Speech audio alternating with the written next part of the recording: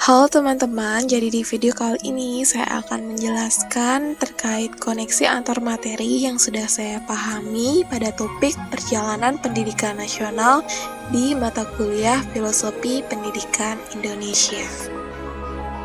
Nah, jadi pada materi ini hal yang saya koneksikan yaitu ada 5 topik. Yang pertama itu pada bagian mulai dari diri. Kemudian pada materi eksplorasi konsep dan juga dilanjutkan ruang kolaborasi. Kemudian dilanjutkan dengan materi yang ada pada demonstrasi kontekstual dan juga yang terakhir materi yang ada pada elaborasi pemahaman. Nah, jadi pertama-tama saya ingin memperkenalkan diri saya terlebih dahulu. Nama saya Ida Ayu Praba Iswari Dewi. Saya biasa dipanggil Dewi Praba. Jadi di sini saya memiliki alasan kenapa saya ingin menjadi guru. Nah, saya memilih menjadi guru karena saya sangat senang bisa membantu orang lain. Jadi ketika membantu adik saya belajar matematika dan melihatnya berhasil, saya merasakan kebahagiaan yang mendalam. Selain itu, sebagai anak seorang guru, saya sering melihat mantan siswa ayah saya yang sudah sukses sebagai dokter, polisi, atau tentara, tetap menghargai peran ayah saya dalam kesuksesan mereka. Nah, pengalaman ini membuat saya menyadari betapa besar peran guru dalam membentuk masa depan seseorang. Oleh karena itu, saya memutuskan untuk melanjutkan studi saya di FKIP dan bercita-cita menjadi guru untuk mengembangkan passion saya dalam mengajar dan memberi dampak positif bagi orang.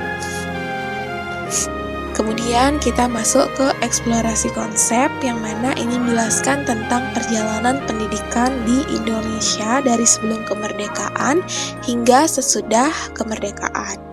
Nah, pendidikan pada masa sebelum kemerdekaan ini sangat terbatas dan didominasi oleh sistem kolonial yang diskriminatif.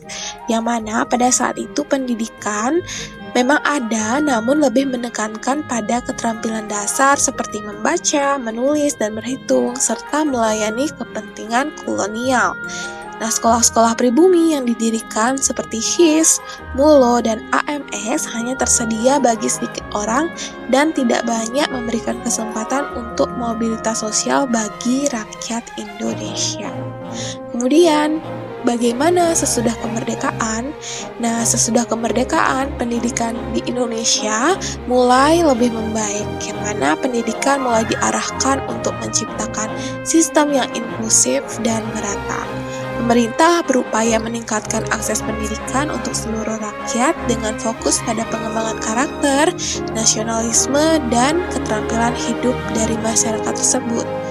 Yang mana reformasi pendidikan ini juga ada lumayan banyak, seperti wajib belajar selama 9 tahun dan juga implementasi dari kurikulum merdeka untuk meningkatkan kualitas pendidikan dan menciptakan masyarakat Indonesia yang kompetitif di tingkat dunia.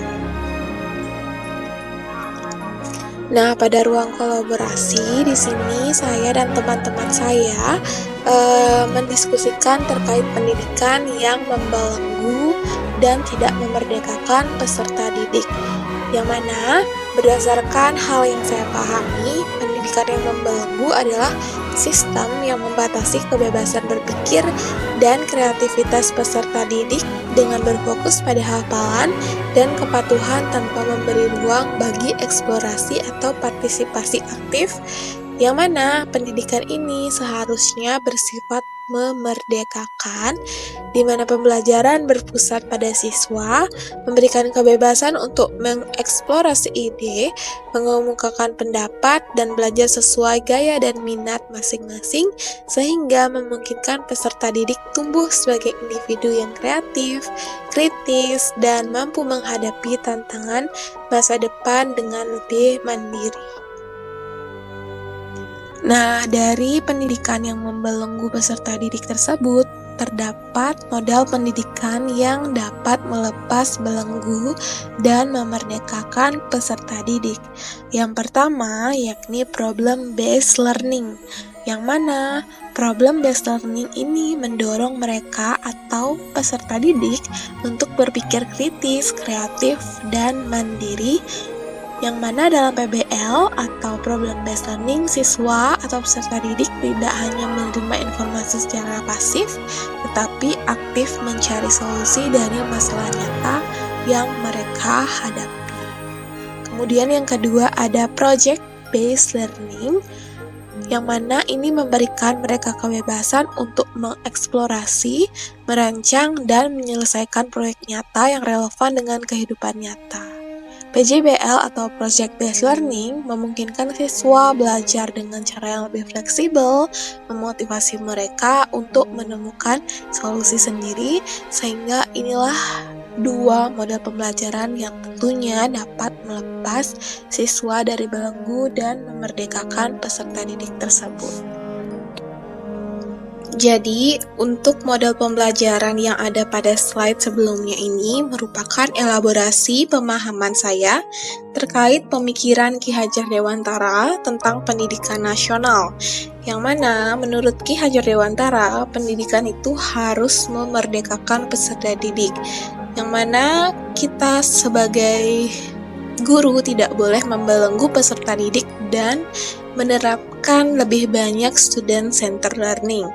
Nah, kemudian pendidikan menurut Ki Hajar Dewantara juga harus membentuk karakter dari peserta didik sehingga nilai-nilai budaya yang ada pada masyarakat Indonesia tidak akan tergerus oleh zaman. Kemudian ada lagi yang mana pendidikan ini harus berprinsip dengan prinsip Tuturi Handayani, yakni mendorong dari belakang. Jadi seorang guru ada baiknya menjadi fasilitator untuk peserta didiknya. Kemudian ada pendidikan yang mengembangkan budi pekerti peserta didik. Ini tidak jauh berbeda dengan pendidikan untuk pembentukan karakter.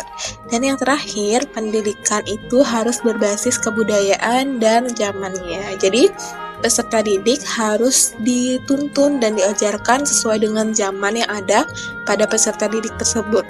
Misalnya pada zaman sekarang ini, kita harus berbasis teknologi karena sekarang pada abad 21 pembelajaran itu lebih banyak menggunakan teknologi.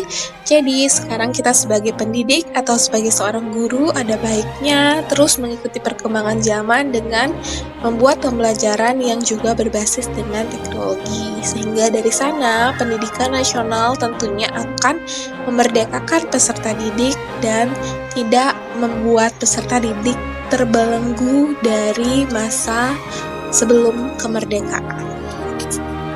Kemudian setelah mempelajari materi ini, ada refleksi diri yang saya lakukan, yakni sebagai seorang guru, saya terinspirasi oleh pemikiran Ki Hajar Dewantara, yang mana saya perlu menemukan beberapa hal untuk meningkatkan pengajaran saya. Yang pertama, saya harus memastikan bahwa saya berperan sebagai pembimbing atau fasilitator yang menuntun siswa atau peserta didik untuk menemukan potensi mereka, bukan hanya mengendalikan proses pembelajaran. Kemudian saya juga perlu mengintegrasikan nilai-nilai budi pekerti dalam pengajaran agar siswa tidak hanya cerdas secara akademis, tetapi juga siswa atau peserta didik mampu berkarakter baik sesuai dengan prinsip pemikiran Bapak Pendidikan Nasional kita, yakni Ki Hajar Dewantara. Nah, jadi sekian koneksi antar materi yang sudah saya lakukan selama pembelajaran topik 1 ini. Apabila ada kesalahan kata atau kesalahan penjelasan, saya memohon maaf dan terima kasih sudah menyimak video ini sampai akhir.